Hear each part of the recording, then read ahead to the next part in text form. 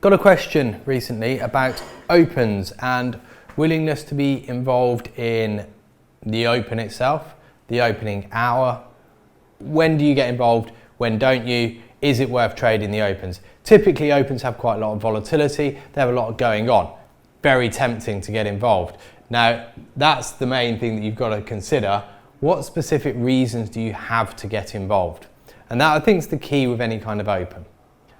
That every day there's going to be a temptation. If you're particularly focusing on a ladder and focusing on very short time frames, it's very easy to find reasons to get involved, because all of a sudden volume picks up, orders start flying around, market zips up and down a little bit more. Very tempting, but without a sort of specific reason or specific plan, you can end up stuck. Part of the reason for this, that opening trade is erratic, is less clear because people have positions from last night. People have positions that, or people need to do business based on clients phoning them up and saying, we need to buy or sell if price opens above or below certain points. So you then have this flurry of orders that need to be executed, thereby creating this sort of little flick around. Someone's going to see a chance to buy and take out a few prices. That can be pretty short-lived. That's not an indication necessarily that we're going to keep on moving. So that's why you get this quite erratic chopping around.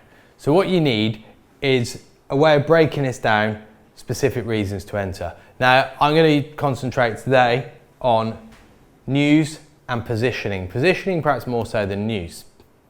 News is quite a simple one, in a sense. News is going to create a gap.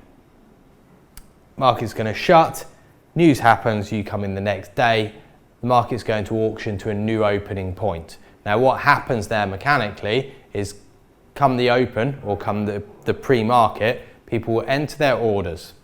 So let's say there is a piece of news that is going to move your market up. And let's say last night your market was trading at 50. Oh no, the pen's not working. Your market was trading at 50 last night. Come the next day, that piece of news that sends your market up comes out, and everyone now goes, okay, fine. It was trading 50 last night.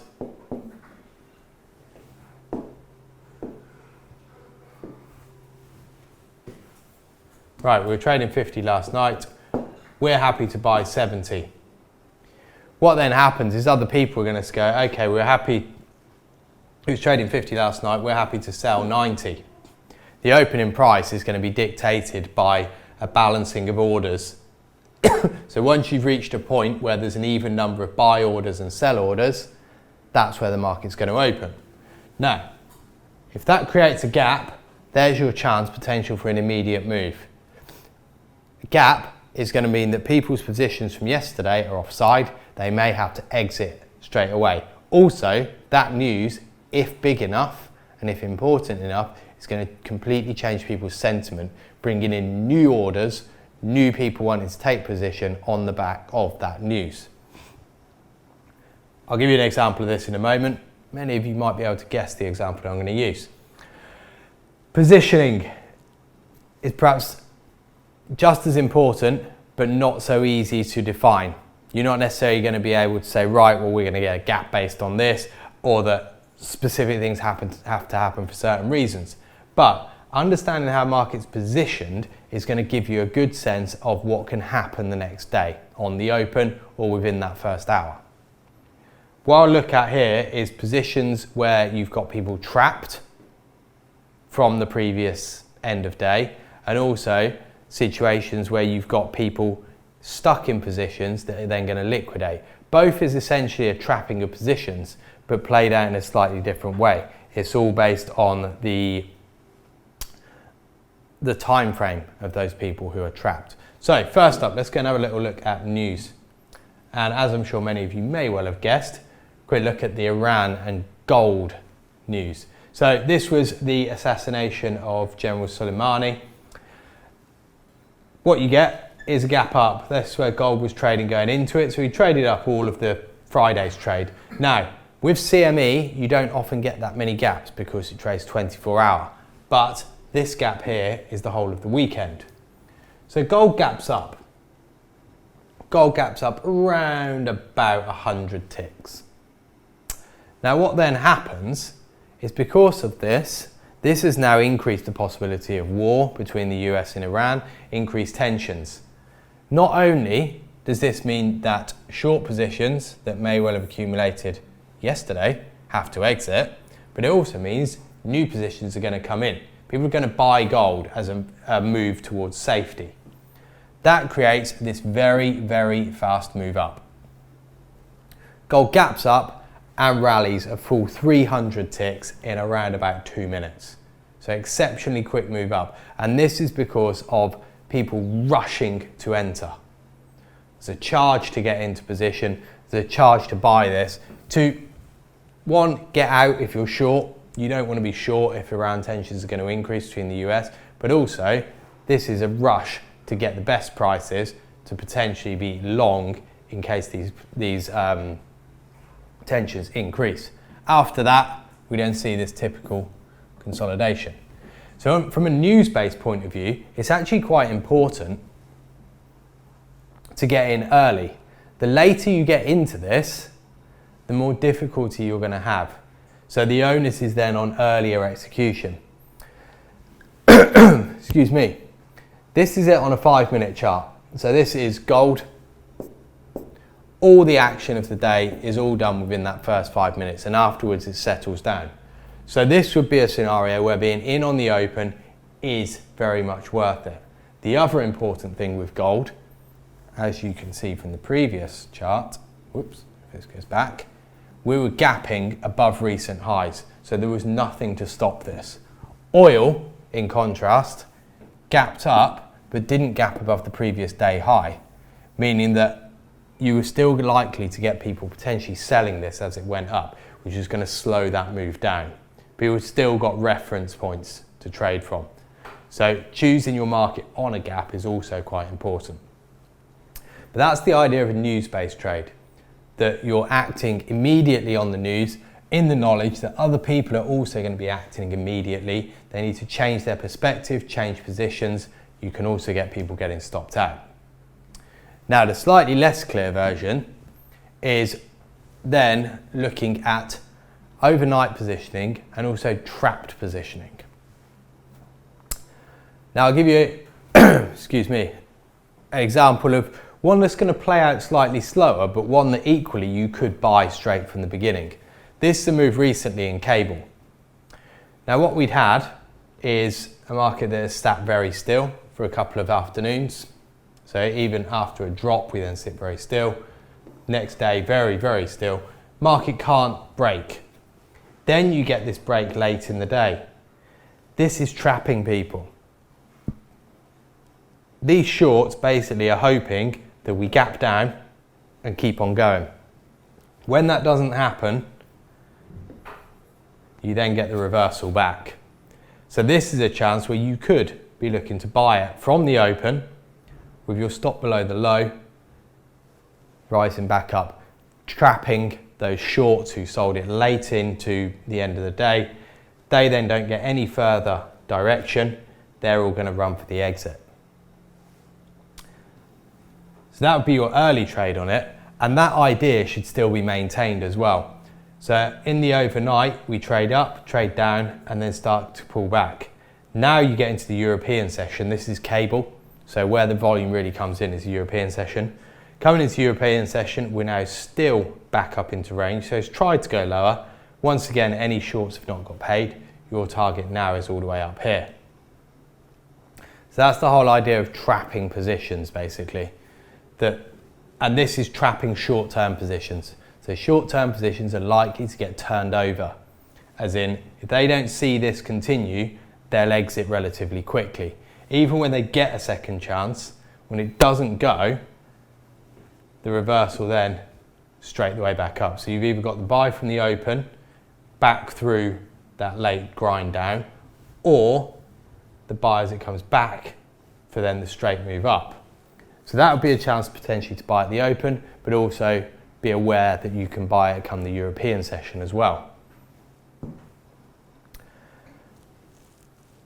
A slightly more dramatic version, or more obvious version, is a version in Bund. And this is where you're looking to buy. So the chart that I'm showing you here is a Eurex chart. So going from 7 AM UK time to 9 PM. This is an example of what I would call a caught in the hole trade. Well, he trades down, closes near the low, values left higher. This breakdown comes later on in the day. So from this point of view, again, what you've got is late sellers hoping to see a continuation of movement. They don't get the continuation of movement. Those late sellers try and sell it and do find a little bit of buying at these lows. So you've now got people who are selling it away from where the market deems value to be, and also not able to create any progression either. This now means you've got a lot of people disappointed with their short positions down here. Come the open, the first sign of buying, they may well run for the exit, giving you a move back to a relatively obvious point, previous day's value, single prints up here. This is a move that will typically happen quite quickly. So this would be an opportunity to be in on the open. Buying the 7 o'clock open, just there. Looking for relatively quick straight line up move. From this point of view on a trade like this, you would expect to be on side relatively quickly. If you're not, that's where you'd start to question whether this trade's going to work. The whole point of the trade is you're playing against these people getting trapped. They're trapped, they'll run for the exit, your move up will be quick. And it's exactly what you get. This is 2 minutes from the open in Bund. We moved from 58 straight towards 67. Not the most dramatic of moves, 9 ticks, but 9 ticks in 2 minutes, if you've got any experience trading Bund, is relatively quick. So you get put straight on side. That takes you, excuse me, that takes you back up to here on a profile. You then still got the chance to try and hold on to this and look for the rest of the move back up towards the bottom of value around 80. So you're giving yourself an instant jump and then a little bit of breathing space to then let the trade keep on going. That's the whole idea of getting positions trapped in. Key to that is that they are short-term positions. People who are likely to exit this relatively quickly. Longer-term positions, less so. So, with longer-term positions, you do need an element of gap. And what you're looking for here is then liquidation come the open. So this, unlike the previous example where you have a move down and the open goes back on it, this is more a case where you get a gap up and a continuation, or a gap down and continuation. This is a little bit like a news-based trade, but there's no news to drive it necessarily, or minor news. Something like this you'd be particularly aware of when you had a very sideways type market. You see this is an example in fact from yesterday in Bund. Something that you could expect to a degree, that having had the last week and a little bit, so the Friday of the previous and the Monday of this week, all trade in a very tight range, you can be relatively confident that you've got quite a balance of long and short positions in here. So, you've now got, in this case, with the open coming in outside of range, a lot of short positions. If you wanted to exit a short position, ideally, you'd want to see this trading up here and you'd have the chance to exit because pace is picking up. You'd exit as you go through the highs. Absolutely fine, nothing wrong with that. You have to be aware where you're going to exit the trade. But yesterday's situation, you didn't get that chance. By the time it opens, it's beyond your exit point. So now you're going to have to try and exit in a low liquidity environment at the open, or risk this going up and keep on going. So what you then get is this liquidation type move as, excuse me, the shorts who are stuck in here have to exit. Not only that, the longs who have been buying it in here have now got their gap and they've now got a chance to add to this as well. And all this is in a low liquidity environment, and that's the key bit here. to that quick move. There's not going to be so many people able to trade. So if you've got to stop out, there's not many people to buy from as you stop out. That's what creates this quick liquidation. I'll give you another example of this, and this one in Euro stocks. Slightly less quick.